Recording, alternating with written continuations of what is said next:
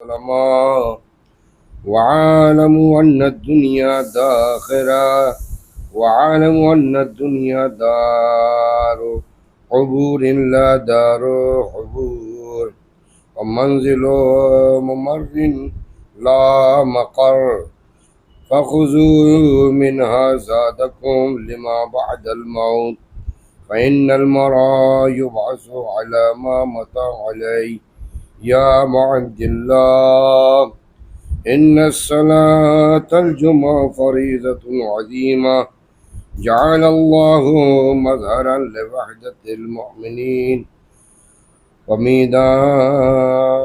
وميدانا لتجديد العهد مع الله تعالى فاحذروها خاشعين واستمعوا إليها بقلوب واعية فإنها تطهر النفوس وتنير البصائر وتزيد الإيمان رسوخا اللهم اجعلنا من الذين يستمعون القول ويتبعون أحسنه وقفنا لطاعتك واجتناب معاصيك بسم الله الرحمن الرحيم والعصر إن الإنسان لفي خسر إلا الذين آمنوا وعملوا الصالحات وتواصوا بالحق وتواصوا بالصبر.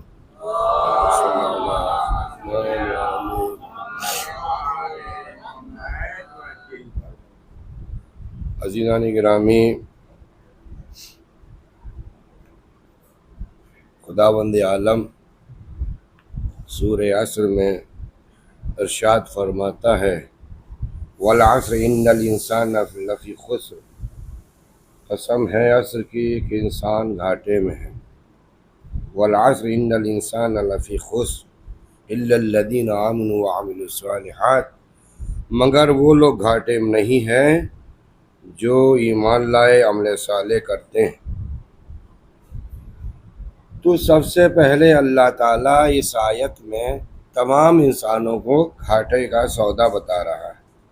یعنی تمام انسان جو ہیں وہ گھاٹے میں مبتلا ہیں، مگر شرط یہ ہے کہ اگر انسان عمل صالح کرے گا، نماز پڑھے گا تو گھاٹے میں نہیں رہے گا. چند آیتیں، چند حدیثیں ہیں جو آپ کے سامنے میں بیان کرتا ہوں اور آپ کے فائدے سے خالی نہیں ہیں. تو سورہ عصر میں ان الانسان لفی خسر الا الذین آمنوا وعملوا الصالحات، عمل صالح کرے، وتواصوا بالحق وتواصوا بالصبر، اور حق اور صبر کی تلقین کریں. یعنی نہ صرف کہا گیا ہے کہ نہ صرف انسان عمل صالح کرے، اس کے ساتھ ساتھ دوسروں کو بھی حق کی تلقین کرے، صبر کی بھی، علیہ السلام، صبر کی بھی تلقین کرے. یعنی اپنے عمل بھی صحیح رکھے اور دوسرے کو بھی تبلیغ کرے. اور سے لوگ یہ ہیں نا، کہتے ہیں ارے ہم تو ٹھیک ہیں، کیا ضرورت ہے، نہ بچوں کو تعلیم دیں گے نہ اپنے خاندان کو کچھ بتائیں گے. آپ نے دیکھا ہوگا، بلکہ ہم عوام کی کیا بات کرتے ہیں، ہم تو اپنے وہی مولانا ہیں، ہم اپنے جنس کی بات کریں. بہت سے مولوی ایسے ہیں کہ دیکھیں یوں تو آپ کوشش کرنا آپ کا کام ہے، نتیجہ تو خدا ہی دے گا. کہ کہتے نہیں ہیں السعی منی والاہتمام من اللہ، کوشش آپ کیجئے خدا تمام کرتا ہے. بسم اللہ آپ کیجئے، تمام تو خدا کرے گا. مگر آپ کوشش ہی نہ کریں، پہلے ہی ہار ہی مان لیں تو وہ صحیح نہیں ہے. لہٰذا کوشش کرنا آپ کا کام ہے. نتیجے تک پہنچنا نہ پہنچنا، تو بہت سے علماء ایسے ہیں جن کی اولادیں بگڑی ہوئی، مشہور علماء کی اولاد بگڑی. تو اب یہ دو چیزیں ہیں، یا تو انہوں نے کوشش کی کامیاب نہیں، یا انہوں نے کوشش نہیں کی. تو لہٰذا یہ تمام لوگوں کے لیے عمل صالح، ایمان، یہ اپنی ذات تک محدود نہ رکھیے، یہ آپ کا عمل صالح اگر ہے تو آپ کی نماز روزہ، آپ کا خمس و جہاد، آپ کی دینداری، آپ کا تقوی و پرہیزگاری اگر آپ کو اس بات پہ ابھار دے کہ آپ دوسروں کو بھی تلقین کریں، تب تو یہ عمل صالح ہے۔ تو عمل صالح آپ کی ذات تک محدود رہنا چاہیے۔ اگر آپ حق پر ہیں تو دوسرے کو بھی حق پہ بلانے کی کوشش کریں۔ آپ سب سے پہلے اپنے گھر سے شروع کرتا ہے آدمی۔ جب چراغ ہی تلے گا، اندھیرا رہے گا تو پھر کیا؟ لہذا آپ گھر سے شروع کریں، اور گھر سے شروع کرنے میں کبھی آپ کامیاب ہوں گے، کبھی کامیاب نہیں ہوں گے۔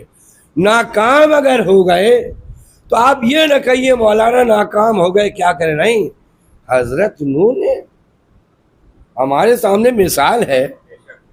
حضرت نوح کا بیٹا کیوں گمراہ ہوا؟ لِأَنَّهُ عَمَلُ غَيْرَ صَالِحٍ، قرآن میں ہے، اس کا عمل صالح نہیں تھا۔ کیوں؟ نوح بلا رہے تھے، بیوی کو بھی سمجھا رہے تھے، مگر وہ کشتی پر سوار نہیں ہوئے۔ یہاں سے یہ نتیجہ نکلا کہ انسان اپنے فرائض سے باز نہ آئے، نتیجہ خدا کے حوالے ہے۔ اور اگر آپ ناکام ہو گئے تو کہیے جناب نوح کی مثال لے لیجئے، آپ کے اوپر کوئی انگلی نہیں اٹھائے گا، کیونکہ آپ کے پاس مثال ہے۔ جناب نوح تو بہت بعد میں آئے بھائی، حضرت آدم سے شروع کیجئے، حضرت آدم سے شروع کریں۔ حضرت آدم کے دو بیٹے، ایک حابیل ہے اور ایک قابیل ہے، ایک حابیل اور ایک قابیل۔ قابیل نے حابیل کو قتل کر دیا تو پہلا ہی انسان حضرت آدم کی اولاد سے ہی مسئلہ خراب ہوتا گیا۔ تو اب یہاں سے نتیجہ یہ نکلا کہ آپ جو ہے اپنے عمل اور اپنے فرض پہ نگاہ کریں، نتیجہ خدا کے حوالے۔ خدا کی اگر مصلحت ہوگی تو اولاد آپ کی صالح ہوگی، کوشش، اور اگر مصلحت نہیں ہے، اس کی قسمت میں ہی لکھا ہی ہوا ہے وہی گمراہی، جہنم میں جلنا، تو آپ لاکھ چاہیں گے مگر وہ راستے پر نہیں آئے گا۔ اور دوسری بات یہ ہے، تو عمل صالح ایمان، ساتھ ساتھ میں محبت اہل بیت بہت ضروری ہے۔ مجلسیں سن رہے ہیں آپ، مولا کی ولایت بہت ضروری ہے۔ آج میں اس وقت اتفاق سے میرے سامنے یہ حدیث، ابھی صبح میں اٹھا، 11 بجے تو اٹھے، صبح میں نماز پڑھنے کے بعد آرام سے سوئے، 7 بجے کے بعد، 7:30 کے بعد، اور ایک حدیث سامنے ابھی چلتے چلتے آگے بہت اچھی، کس کی؟ شہزادی کونین سلام اللہ علیہ،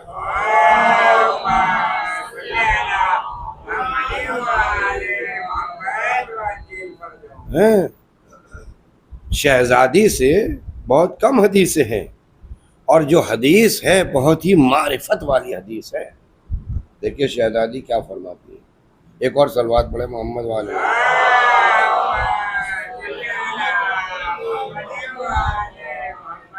ان السعید کل السعید حق السعید من احب علیا فی حیاتہ و بعد موتہ۔ ان السعید، بے شک خوشبخت، بے شک خوشبخت شخص، کل سعیدہ، کام مکمل خوشبخت ہونا چاہتا ہے، ایسا شخص جو خوشبخت ہے لیکن وہ خوشبختی کے اعلی درجے پہ پہنچنا چاہتا ہے۔ ان سعید یعنی خوشبخت ہونا، سعید کہتے ہیں، سعید نام ہوتا ہے سعادت، سعید ہوا ہے سعادت سے، سعادت مندی. تو وہ شخص جو سعادت مند ہے، جو خوش بخت ہے، کل السعید، اگر وہ مکمل طور پر کل کا کل مکمل سعادت کے آخری درجے پہ پہنچنا چاہتا ہے. حق السعید، کیا جملے ہیں! ان السعیدہ کل السعیدہ حق السعید، کتنے اچھے جملے ہیں. یہ تو فصاحت و بلاغت جو لوگ سمجھتے ہیں عربی، بہترین حدیث ہے، بہترین. ان السعید کل السعید حق السعید، بے شک جو سعادت مند ہے، خطاب سعادت مند سے ہے، خوش بخت ہے. جو کب ہوگا؟ عمل صالح کرے گا، ایمان والا ہوگا. حق السعید، اور وہ واقعاً جو حق ہے سعادت کا، کہہ رہے انہوں نے واقعاً کام جو کرنا چاہیے تھا وہ کیا. کہتے نہیں ہے اردو میں. تو واقعاً جو خوش بخت رہنا چاہتا ہے اس کے لیے ضروری ہے من احب علی فی حیاتہ و بعد موتہ، وہ علی کو اپنی زندگی میں بھی محبت کرے علی سے، اور اپنی موت کے بعد بھی محبت کرے. تو اب عمل صالح کے ساتھ ساتھ، دوسروں کو تلقین کے ساتھ ساتھ، علی کی محبت اپنی زندگی میں بھی اور بعد موت ہی، اور مرنے کے بعد بھی. بھیا جب مری گیا تو محبت کیا کرے گا؟ سوال ہے نا. اب مرنے کے بعد تو مری گیا، اس کا مطلب کیا ہوا؟ ہم زندہ ہیں تو زندگی تک تو ہماری آنکھیں بھی زندہ، کان بھی زندہ، ہاتھ بھی زندہ، پیر بھی. روز جب مر گئے تو اب پھر محبت کرنے کا مطلب کیا ہے؟ ارے آپ فلاں صاحب سے محبت کیجیے گا مرنے کے بعد، اب مرنے کے بعد وہ تو مر گیا. اس کا مطلب سمجھے آپ؟ مطلب یہ ہے کہ آپ زندگی میں جو محبت کریں وہ ایسی محبت کریں جس کا پھل مرنے کے بعد بھی جاری اور ساری رہے. اب میں تھوڑی سی وضاحت کر دیتا ہوں. اب آپ دیکھیے، کسی نے مسجد بنوائی، مسجد بنوانے والا تو زندگی میں بنوا گیا، نیک کام کیا اس نے، لیکن یہ نیک کام جب تک یہ مسجد زندہ رہے گی، جب تک اس میں نماز پڑھنے والے نماز پڑھتے رہیں گے، جب تک اس میں سجدہ ہوتا رہے گا، تب تک آپ 100 سال 200 سال 500 سال 600 سال 1000 سال مرے ہوئے ہو گئے، مگر آپ کے نامہ اعمال میں اضافہ ہوتا رہے گا. اب آ جائیے ذکر علی پر. علی کی محبت کی بنا پہ آپ نے مجلس حسین ذکر مولا علی محفل کا ایک بنیاد رکھی تھی اپنے گھر میں. ہر سال 13 رجب میں محفل ہوتی ہے، آپ کو یاد کیا جاتا ہے. آپ ایک سرمایہ چھوڑ کر گئے، ایک گھر چھوڑ کر گئے، ایک امام باڑہ چھوڑ کر گئے، ایک حسینیہ چھوڑ کے گئے، جس میں ذکر محمد آل محمد مولائے کائنات کے فضائل کا ذکر ہوتا ہے، آپ کی شخصیت بیان کرنے کا ذکر ہوتا ہے. یا کوئی کتاب لکھ گیا علی کے فضائل میں، کیا یا کوئی آپ نے ایسی شاعری کی، آپ کے اشعار ہیں علی کے فضائل میں، آپ کی منقطعت میں. تو جب تک یہ چیز رہے گی تب تک آپ کی محبت گویا کی موت کے بعد بھی علی پر باقی ہے. السلام علیکم ورحمۃ اللہ وبرکاتہ.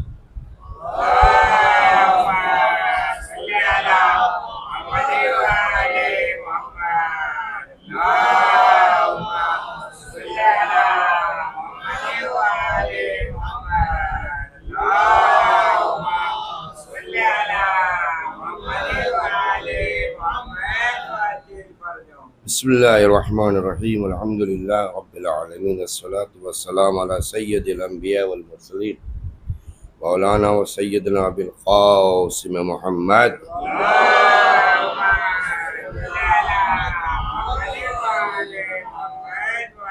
اوصیکم بتقوی اللہ، اللہ تعالی قرآن میں متعدد جگہ پر یہ تقوی اور پرہیزگاری کی نصیحت کرتا ہے۔ تقوی اور پرہیزگاری میں سب سے اہم چیز جو ہے انسان کی زبان پر کنٹرول رکھنا ہے۔ زبان جو ہے انسان تقوی اختیار کرے مگر بس زبان ہو، زبان پہ کنٹرول نہ ہو۔ انسان نماز پڑھتا رہتا ہے مگر بس زبانی کرتا ہو، لوگوں کو زبان سے اذیت دیتا ہو۔ تو کہتے ہیں کہ زبان سب سے پہلے انسان اپنی زبان پہ لگام دے۔ اگر زبان پہ لگام دے دیتا ہے تو گویا کہ اس نے بہت اپنے کو کسی حد تک سنبھال لیا۔ اور دوسری چیز تقوی پرہیزگاری کے خلاف اور جو اپوزٹ میں بات جاتی ہے وہ ہے اب آپ تقوی پرہیزگار، نماز، روزہ، حج سب، لیکن حسد جیسی بیماری اندر آپ کے یہاں موجود ہے۔ تو کہتے ہیں نہیں، تقوی پرہیزگاری، نماز روزے کے پابند ہیں مگر حسد کرتے ہیں۔ مثال بہت سے لوگ تو بھائی ایسے ہی ہوتے ہیں کہ نیک کام میں بھی مثال کے طور پہ ارے ہم ہی وقت پر نماز پڑھتے، یہ کیوں وقت پر آ جا رہا ہے بھائی؟ اب ان کو اسی سے چڑھ ہو گئی، یہ کیوں اپنے وقت پر آیا؟ ہم ہمیشہ جو ہے وہ مجلس کرتے ہیں، اب دیکھو فلاں آدمی بھی مجلس کرنے لگا اپنے گھر میں۔ میرے بھائی اس میں حسد نہ کیجئے، اس میں نہ چڑھیے، اور دعا کیجئے پروردگار ذکر محمد آل محمد، اللہ کا ذکر نیک کام میں اور بھی آپ کے ساتھی بنے۔ تو ساتھی بنائیے، نہ کہ آپ اس سے جلیں، آپ اس سے جلیں نہیں، ساتھی بنائیے۔ جناب آدم کے بیٹوں کا جو ذکر تھا اس میں یہی ہوا تھا۔ مسئلہ کس کا تھا؟ اب دونوں نے کہا اب ہم اللہ کی راہ میں قربانی دیں گے۔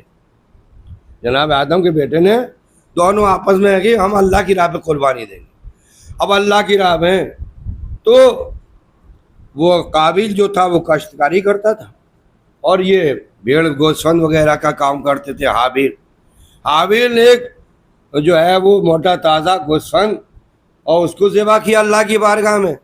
ذبح کیا کیا؟ اس وقت قربانی ایسے ہوتی تھی کہ اونچی جگہ پہ پہاڑ پہ رکھ دیتے تھے کہ اللہ تیری راہ میں ہم نے یہ قربان کر رہے ہیں، تو اللہ تعالی کی طرف سے ایک بجلی آتی تھی، جس کو جلا دے وہ اللہ نے قربانی قبول کر لی، جو خاک سر نہ ہو تو وہ قربانی قبول نہیں ہوئی۔ اب بتائیے یہ اس وقت کا۔ اب ایک نے گوسفند رکھا، دمبا رکھا یا بھیڑ رکھی جو بھی ہے، اور اس نے جو ہے وہ گیہوں کی ایک بالی چھوٹی سی وہ جا کے رکھ دی۔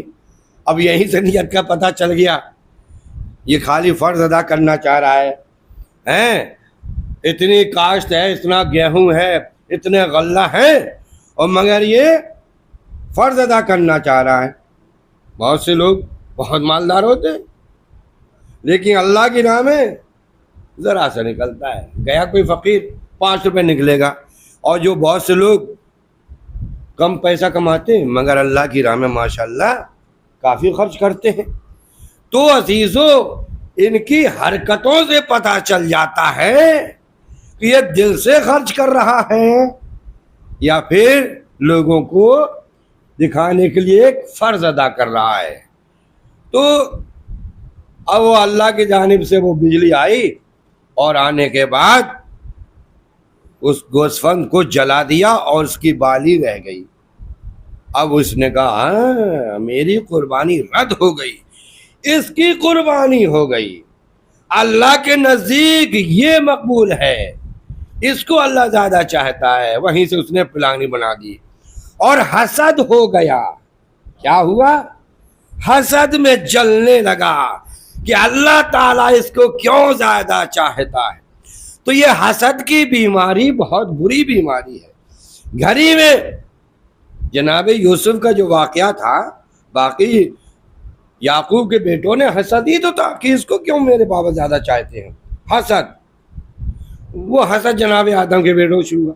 تو یہ حسد جو ہے آپ کے گھر سے شروع ہوتا ہے۔ بچ کے رہیں آپ حسد سے، کہیں ایسا نہ ہو جائے، ایسا آپ کام نہ کریں کہ آپ کے بچوں میں حسد کی بیماری پیدا ہو جائے، مومنین کے درمیان حسد کی بیماری پیدا ہو جائے، تو آپ کے جاننے والے دوست احباب میں حسد کی بیماری پیدا ہو جائے تو حسد سے آپ بچیے۔ دیکھیے حسد کی بیماری رسول سے یہ روایت منقول ہے کہ قال رسول اللہ صلی اللہ علیہ وآلہ وسلم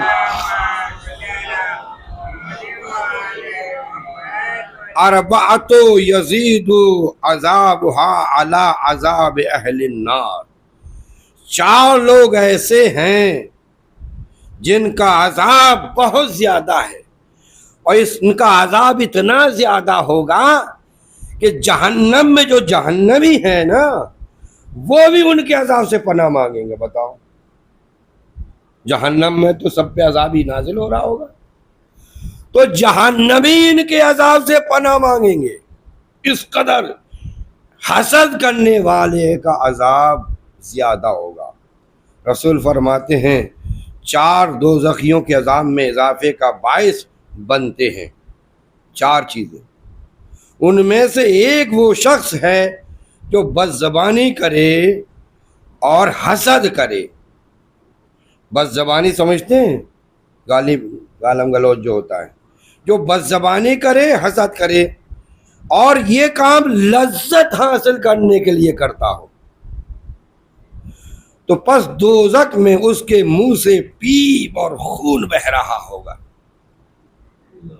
اللہ، پیپ اور خون، یعنی اللہ تعالی کی جانب سے اس پر اس قدر عذاب ہوگا، اتنا برا عذاب ہوگا کہ اس کا جسم گل رہا ہوگا، اور جسم سے اتنی بدبو آ رہی ہوگی، اتنا پیپ، اتنا خون بس بدبودار بہ رہا ہوگا کہ باقی جو جہنمی ہیں وہ بھی اللہ سے پناہ، پروردگار ہم کو ذرا اس سے دور کر دے۔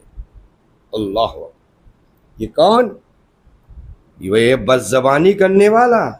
بہت سے لوگ ذرا سی بات میں گالی منہ سے نکال دیتے ہیں، ذرا سی بات میں کسی کو برا بلا کہنا شروع کر دیتے ہیں، ذرا سی بات میں کسی کو گالی دے دیتے ہیں۔ تو گالی اور یہ حسد، یہ بہت ہی بری چیز ہے۔ ہمارے اور آپ کے اگر اعمال میں ان 2 چیزوں کا دخل ہو جائے تو قیامت میں ہمارے عذاب میں اتنا اضافہ ہوگا کہ باقی جہنمی بھی لوگ ہم سے دور بھاگیں گے اور اللہ سے دعا مانگیں گے، پروردگارا ہم کو اس سے دور کر دے۔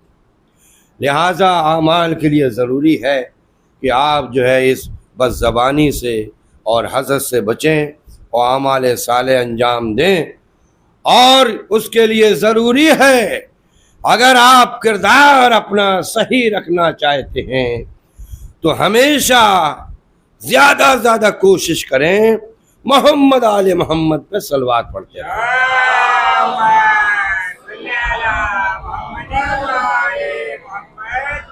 ان اللہ و ملائکتہ یصلون علی النبی یا ایھا الذین آمنوا صلوا علیہ وسلموا تسلیما۔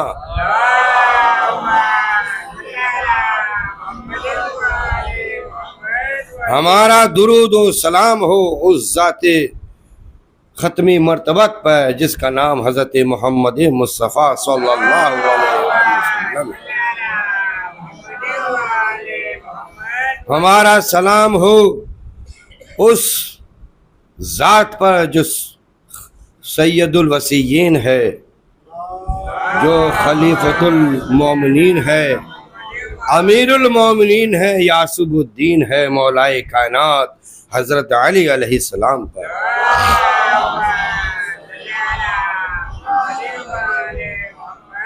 ہمارا درود و سلام اس خاتون پہ جو خاتون بضعۃ الرسول ہے اور سیدۃ نساء اہل الجنہ ہے، حضرت فاطمہ زہرا سلام اللہ علیہ۔ ہمارا درود اور سلام ہو جوانان بہشت کے جو سردار ہیں، یعنی امام حسن مجتبی اور امام حسین شہید کربلا، ہمارا درود و سلام ہو سید سجاد سید الساجدین حضرت امام زین العابدین علیہ السلام پر، ہمارا درود و سلام ہو سید سجاد کے بیٹے جس نے علم کو جو ہے دنیا میں پھیلایا، علم کے شگافتہ کیا، نئی نئی باتوں کو، علمی نکات کو بیان کیا، جس کا نام ہے محمد باقر العلوم علیہ السلام۔ ہمارا درود و سلام ہو صادق القول حضرت امام جعفر صادق علیہ السلام۔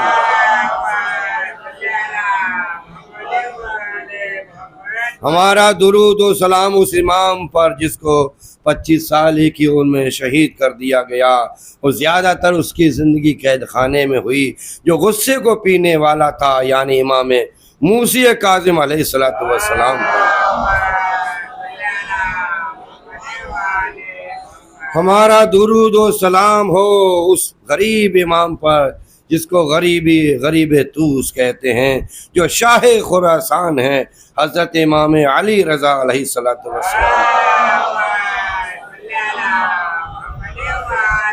ہمارا درود و سلام ہو اس امام پہ جو تقوی و پرہیزگاری کا سنبل ہے، جو تقوی و پرہیزگاری کا علمبردار ہے، یعنی امام محمد تقی علیہ السلام۔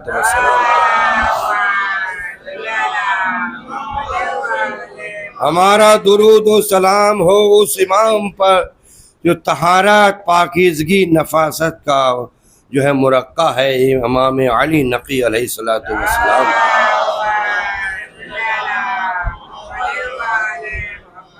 ہمارا درود و سلام اس امام پر ہو جو امام جو ہے جس کی وجاہت اور جس کی شجاعت کی دنیا قائل ہے، یعنی امام حسن عسکری علیہ السلام پر۔